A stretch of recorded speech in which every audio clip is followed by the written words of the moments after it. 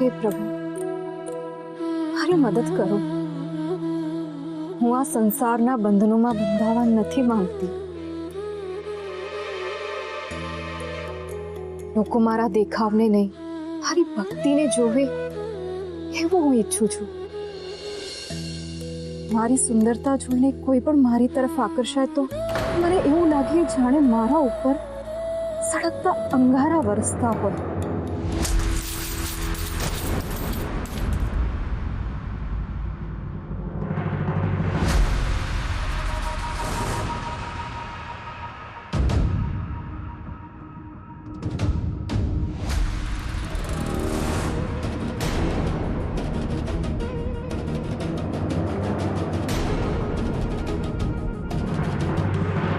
તમે?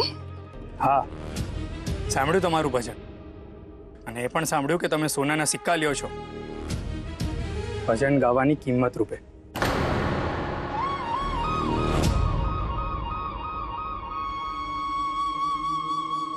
તો આ સિક્કા મારા ઘરે ભજન ગાવા માટે ને મારો જીવ બચાવવા માટે। શું બોલી રહ્યા છો તમે? ભક્તિનો ને વૈરાગનો દેખાડો બંધ કરો। સાચું કહું તો હું બહુ દુઃખી થઈ ગયેલો। મેં ને મારી માએ તમારી ભાવનાને ઠેસ પહોંચાડી, અને આજે અહીં એની જ માફી માંગવા આવેલ। પણ અહીં આવીને જોઉં છું તમારી ભક્તિની કિંમત વસૂલાય છે। ગંગાના મામી સોનાના સિક્કા લઈને એના પાસે ભજન ગળાવે છે।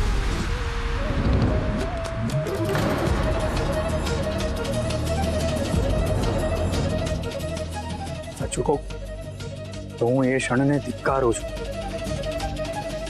જે ક્ષણે હું તમને પહેલી વાર મળ્યો હતો ત્યારે તમારામાં ભક્તિ હતી।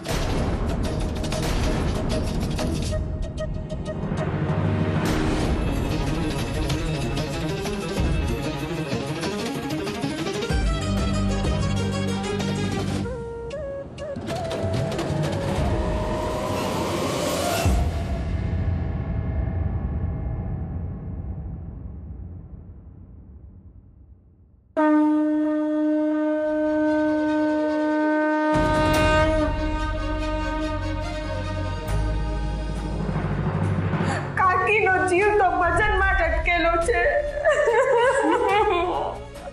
અને બોલ્યા કરે છે કે હું ભાઈજી ભગતના ભજન નહીં સાંભળું ને ત્યાં સુધી હું જીવ નહીં મૂકું, અને તમે જશો ને એ પછી હું પણ મારો જીવ આપી દઈશ, મારું માથું સાંભળ્યું તમારું ભજન, અને એ પણ સાંભળ્યું કે તમે સોનાના સિક્કા લ્યો છો ભજન ગાવાની કિંમત।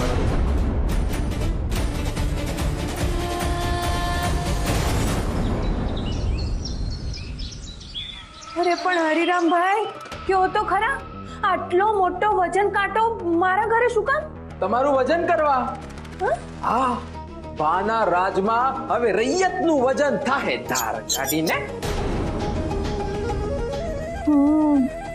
નક્કી વજન પ્રમાણે કર લેવાનું નક્કી કર્યું છે। હું છૂટકો। અરે હરિરામભાઈ, શું વજન હોય? અમારી પાસે ખાવાના દાણા નથી, એમાં વજન કેવા? તું લાગતું નથી? હા ના, એટલે દેખાવ પરથી તો એકદમ તંદુરસ્ત લાગો છો। પોતાનું ઘર છે, ઘરની ખેતી છે, ગાયો છે, કોઈ કરતા કોઈ તકલીફ લાગતી નથી ધાર કાઢીને। અરે નાના, અમારા બે ધણી ધણિયાણીને ખાવાના સાસા છે, અને એમાં આ 2.5 જણ પાછા માથે આવીને પડ્યા છે। 2.5 જણ કોણ? અરે મારા બનેવીલાલ, આ ભાઈજી ભગત, ગંગા અને પેલી પાનુડી આખો દિવસ આ ઘરમાં જ પડી હોય છે. હા ઠીક છે હવે બેહો, જલ્દી બેહો. અરે એની શું જરૂર છે હરિરામભાઈ? હું જ કહી દઉં છું ને તમને મારું વજન પૂરું મળે નથી. ના ના ના ના ના ના 1.5 મણ તો હશે તમારું વજન. ના હોય. અરે હું મારા મોઢામાંથી કોળિયા કાઢીને આ લોકોને જમાડું છું. હે ચૂપ, બેહો, વજન કરો. ના ના ચાલશે. બેહો છો કે ભાને બોલાવું ધાર કાઢીને? બેસું છું. હા.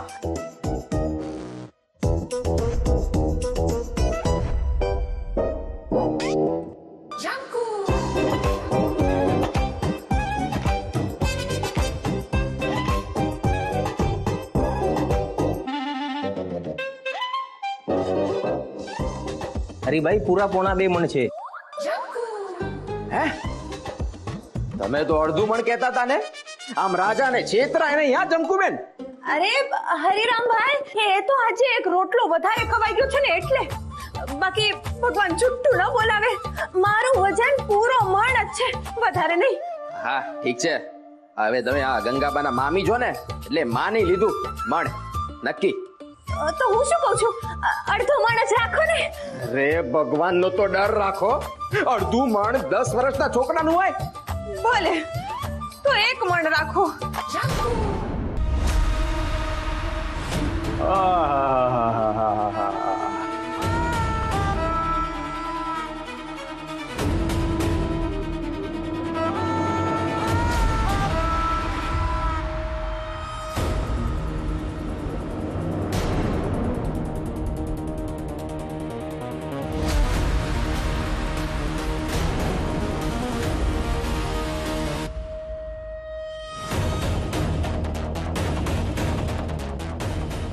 મારા થનાર મામીજીને સોનાના ત્રાજવે તોલવાના છે.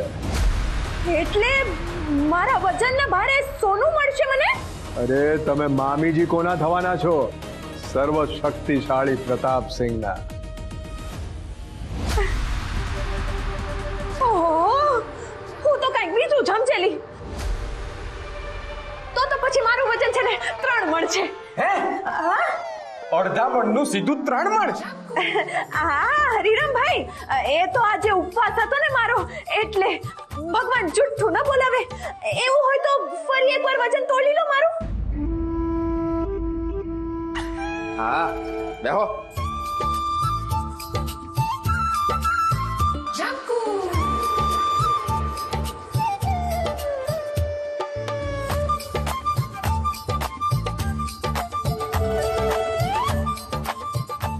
બા, આ મામી ખોટી લૂંચાઈ કરે છે. ખોડામાં કાટલું છુપાઈને બેઠા છે. અચાનક મણ વજન વધી જાય કે? મજાક મજાક, મામીજી મજાક તો કરી શકે ને, એટલો તો હક છે ને. અરે બોલો બોલો મામીજી, તમારા વજન કરતા કેટલું સોનું જોઈએ છે?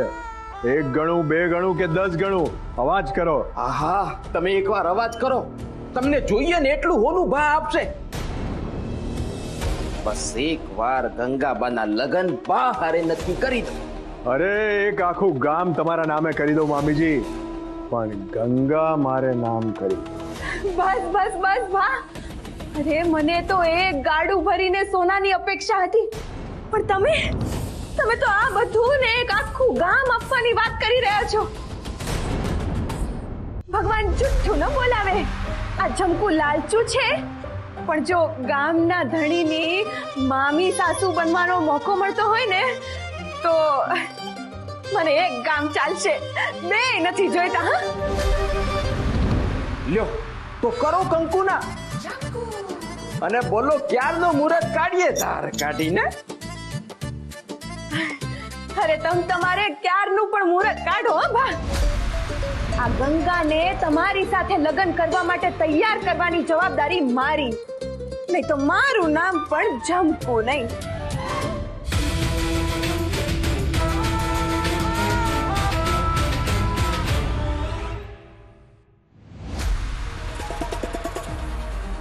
ના, આવું થાય જ નહીં. મેં મારી સગી આંખે ગંગાના મામીને સિક્કા લેતા જોયા છે. એના મામી હતા ને, ગંગા તો નહોતી ને. વાત એ છે જ નહીં કે ગંગાના મામીએ પૈસા લીધા.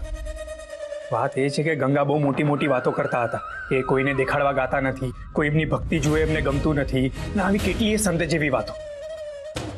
પછી આમ કોઈને ત્યાં ગાય જ શું કામ? હશે નહીં કોઈ મજબૂરી? ના ના ના, આ બધો દંભ અને દેખાડો છે, સમાજને બતાવવાનો કે બહુ ભક્તિ કરે છે. ના બેટા, તને સાપ પડ્યો ત્યારે ખડે પગે તારી સેવા કરી, ભજન ગાઈને નાગરાજને બોલાવ્યા, તારો જીવ બચાવ્યો. એ પણ શું એક દંભ અને દેખાડો હતા કે? એણે જે કર્યું છે એની જ કિંમત ચૂકવીને આવ્યો છું. શું કર્યું તે? મારો જીવ બચાવવા જે એમને ભજન અહીં ગાયું હતું એના બદલામાં એમના પગમાં સિક્કા ફેંકીને આવ્યો છું. કહણા તારે નહોતું કરવું જોઈતું. આખી દુનિયા મને આવીને કે ને તો પણ હું માનું નહીં કે ગંગામાં કોઈ ખોટ છે. તો શું હું ખોટો છું માં? ના, સમય ખોટો હાલે છે ને આમાં ધીરજ ગુમાવીને તો હંધુય ગુમાવવાનો વારો આવે કુંવર. જેને કઈ મેળવવું જ ન હોય એને ગુમાવવાની શું ચિંતા? બસ દુઃખ એ વાતનું છે કે ઘણા સમય પછી કોઈ એવું જોયેલું જેના માટે મને માન હતું, અંધોએ ધૂળ ધાણી થઈ ગયું.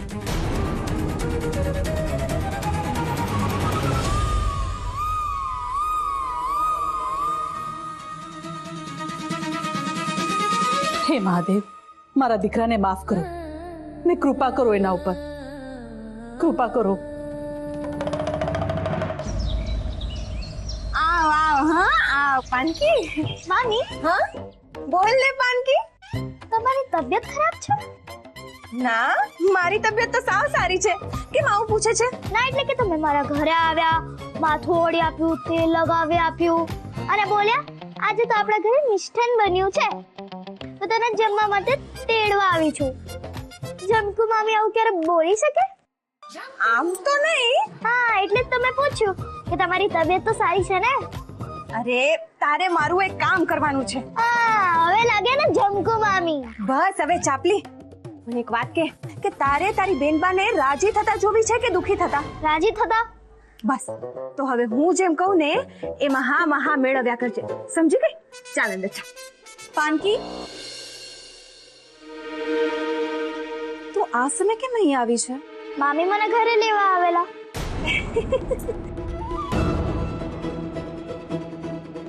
કેમ? મામીની હા માં હા મેળવવા.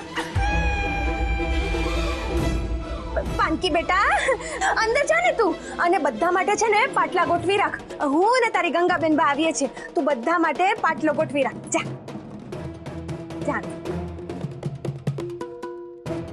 અરે ગંગા, મારી બા તે તો એટલું સુંદર ગાયું ને, એવું લાગતું હતું જાણે સાક્ષાત લક્ષ્મીજી ગાઈ રહ્યા છે. તમને ત્યાં પણ લક્ષ્મીજી દેખાયા? સરસ્વતી માતાના હાથમાં વીણા હોય છે, તમને એ પણ નથી ખબર? હું તો આખી દુનિયા જ ભૂલી ગઈ હતી. કાકીને કેવું છે? કાકી? એમને શું થયું છે? કાંતા કાકી? કાંતા કાકી? ઓહ એ તો ચમત્કાર થઈ ગયો. એમનો તાળવે ચોટેલો જીવ પાછો આવી ગયો ગંગા, તારી વાણીથી. અને કાકા તો ખુશ થઈ ગયા છે. હા, તમે પણ ખુશ થયા ને? હા, હું પણ ખુશ થાવ છે. કેમ આવું પૂછે છે તું? ચાલ હવે અંદર મિષ્ટાન બનાવ્યા છે, બનેવીલાલ ને ભાવતી બાસુંદી અને ઘેવર બનાવ્યા છે. ચાલ. કેમ? અરે કેમ એટલે આટલી ખુશીની વાત છે એટલે. કઈ ખુશીની વાત? મારા ભજનના બદલામાં 3 કોથળી ભરીને સોનાના સિક્કા મળ્યા, એ ખુશીની વાત.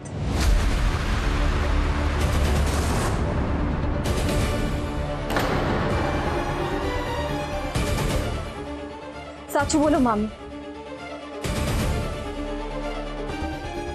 મેં પૈસા લીધા છે કે નહીં? હા, લીધા છે પૈસા. તો ખોટું શું કર્યું છે? ખોટું કર્યું છે. તમે મારી સાથે ખોટું બોલ્યા મામી. તમે કહ્યું હતું કે એ ભક્તિ છે. તમારી જાણ બહાર તમે મારી શ્રદ્ધાનો વેપાર કર્યો છે. હા, કર્યો છે વેપાર. કર્યો છે મેં વેપાર. કારણ કે મારે તમને લોકોને દુખી નથી જોવા. અને મેં તો મારી આખી જિંદગી ગરીબીમાં કાઢી છે, પણ હવે મને પણ હોશ છે કે હું તમને લોકોને સારું સારું જમાડું, સારા કપડાં પહેરાવું અને સારા ઘરમાં પરણાવી દઉં. મારા ઘરમાં? હા, આપણી ગંગા માટે ખૂબ જ મોટા ઘરમાંથી માગું આવ્યું છે અને એટલે જ તો આજે આ મીઠાઈ બનાવી છે.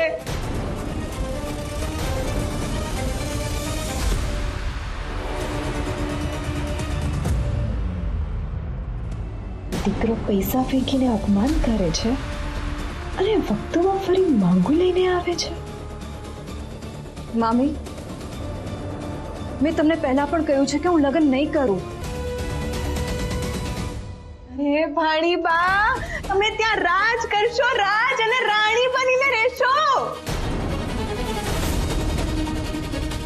પણ જમકુ, આ કોનું માગું કોનું આવ્યું છે? અરે તમે બધા જાણો તો છો, આપણા ગામના ધણી પ્રતાપસિંહનું.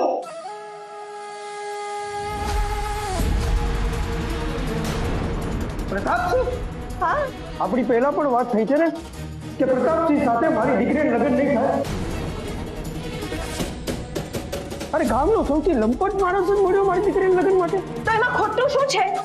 અરે કેટલાય પાદરનો ધણી છે અને સોનાનો ઢગલો છે, ઢગલો. ના, મારી દીકરીના લગ્ન એ માણસ સાથે નહીં થાય.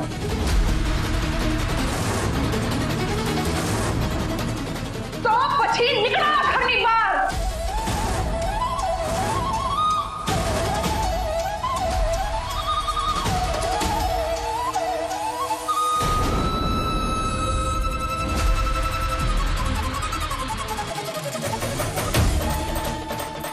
આખો દિવસ આ ઘરમાં મફતના રોટલા તોડો છો તો પણ એમ થાય છે કે આ જમકુ ક્યાંથી આ ઘર ચલાવતી હશે.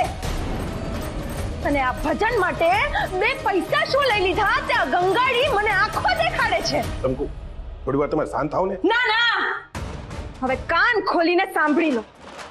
જો આ ઘરમાં રહેવું હશે ને તો હું જેમ કહીશ એમ જ કરવું પડશે. હું પ્રતાપસિંહને વચન આપી ચૂકી છું કે ગંગાના લગ્ન એમની સાથે જ થશે. કાં તો રાજી ખુશી, કાં પછી બળજબરીથી.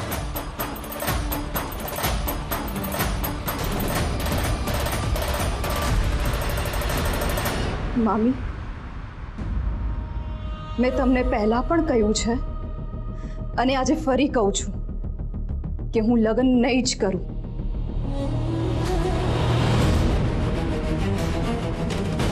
અને જો લગ્ન પ્રતાપસિંહ સાથે કરવાના હોય તો હું લગ્ન કરવા કરતા મરવાનું વધારે પસંદ કરીશ.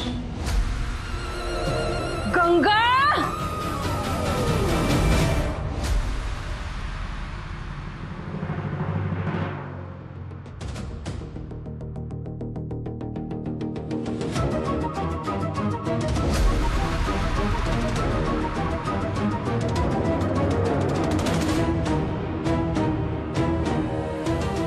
ઓહ, બધા એક સાથે થઈ ગયા છો એમ? પણ યાદ રાખજો, નાગણનું વેર અને આ ઝમકુનું ઝેર એનાથી કોઈ બચી શકે એમ નથી. એક ઘડી એવી આવશે જ્યારે આ ગંગા પોતે જ પ્રતાપસિંહ સાથે લગ્ન માટે હામી ભરશે.